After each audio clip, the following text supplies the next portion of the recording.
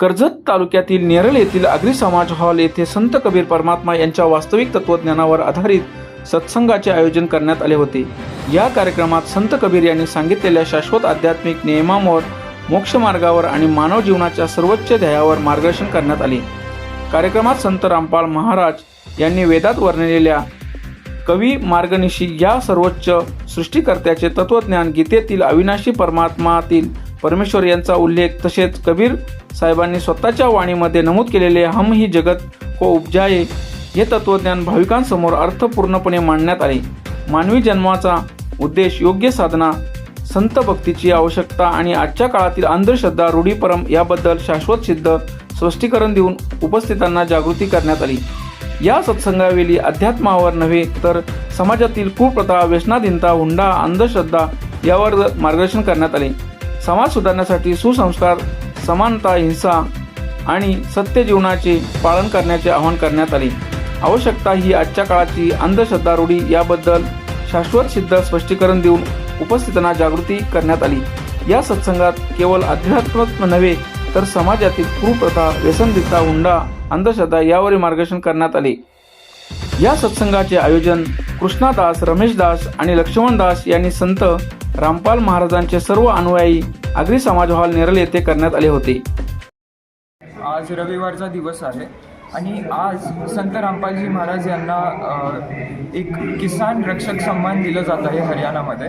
तर ते का दिलं जात आहे आपण जाणून घेऊयात। एखाद्या व्यक्तीला सन्मानित करण्यासाठी त्या व्यक्तीने कुठलं तरी जगात सर्व लोकांसाठी चांगलं कार्य केलं पाहिजे। तर तेच कार्य आपण जाणून घेऊयात। ते कार्य अध्यात्माच्या रस्त्यावरती असो किंवा लोकांना मदत करण्याच्या रस्त्यावरती असो। संत रामपालजी महाराजांनी बरंच जगासाठी कार्य केलेले आहेत। जसं की संत रामपालजी महाराजांचे काही मुख्य उद्देश आहेत, जसं समाजामध्ये भाईचारा स्थापित करणे, त्याचबरोबर शास्त्रानुकूल भक्ती साधना कशी करावी याचं ज्ञान देणे आणि व्यसनमुक्त तरुणांना व्यसनमुक्त कसं करावं, आपला भारत एक स्वच्छ आणि शुद्ध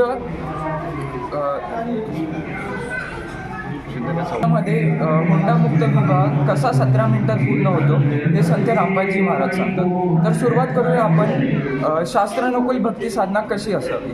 परमात्मा सांगतात आपल्या गीतामध्ये, श्रीमद भगवत गीतामध्ये अध्याय 15 श्लोक 1 ते 2 आणि 16 ते 17 मध्ये कबीर परमात्मा बोलतात, कबीर अक्षर पुरुष एक पेड़ है, निरंजन बाकी डार, तीनों देवा साका है, पात रूप संसार। तर जे गुरु, जे संत आपल्याला जे गीता अध्याय 15 श्लोक 1 ते 2 आणि 16 ते 17 मध्ये जे वृक्ष दिलेले आहे त्या वृक्षाला पूर्ण प्रॉपर प्रमाण देऊन जे डिफाईन करेल तेच गुरु, तेच संत पूर्ण परमेश्वर आहेत, तेच परम अक्षर पुरुष आहेत। आणि त्यानंतर आपण जाणून घेऊयात संत रामपालजी महाराज आपल्याला जे 4 वेद आहेत, 6 शास्त्र आहेत, त्यामध्ये काय भक्ती साधना दिलेली आहे, त्यासोबत जे धर्मगुरू आहेत आपल्या जगतमध्ये ते पूर्ण आपल्याला भक्ती सांगत आहेत की नाही, का आपल्याला अंधारात ठेवलं जातं आहे। आपल्या हिंदू धर्मांना जे भक्ती सांगतात, जे ब्राह्मण लोक आहेत ते आपल्याला शास्त्राच्या आधारे भक्ती सांगतात का हे आपण जाणून घेतलं पाहिजे। आणि जे संत रामपालजी महाराज आपल्याला एव्हिडन्स देतात पूर्ण वेदांमधनं ते आपण जाणून घेतलं पाहिजे। हेच माझं म्हणणं आहे। नमस्कार। इथे संत रामपालजी महाराज यांचा सत्संग चालू आहे आणि संत रामपालजी महाराजजी जी भक्ती सांगतात ती संपूर्ण शास्त्रावर आधारित असते। म्हणजे 4 वेद, 6 शास्त्र, 18 पुराणावर आधारित भक्ती संत रामपालजी महाराज सांगतात। त्याच्यामध्ये जसं की श्रीमद भगवद्गीतेमध्ये अध्याय 8 श्लोक 13 मध्ये सांगितलेलं आहे की फक्त ओम नामाचा जाप कर, ओम इति एकाक्षर, ओम नामाचा जाप सांगितलेला आहे। त्याच्यानंतर अध्याय 18च्या अध्याय 17 श्लोक 23 मध्ये सांगितलेलं आहे ओम तत्सत इति निर्देश। म्हणजे गीतेमध्ये 2च मंत्रांचा उल्लेख आहे, परंतु वर्तमान काळामध्ये जे मंत्र जाप दिले जातात किंवा जी भक्ती दिली जाते हरे राम हरे कृष्ण किंवा वगैरे वगैरे बरेचसे मंत्र दिले जातात. ओम नमो वासुदेवाय, ओम नमः शिवाय असे बरेचसे मंत्र दिले जातात. परंतु याचा कुठेही गीता किंवा वेदामध्ये उल्लेख नाही. आणि ते जे वास्तविक मंत्र आहेत ते फक्त संत रामपालजी महाराज जी देतात.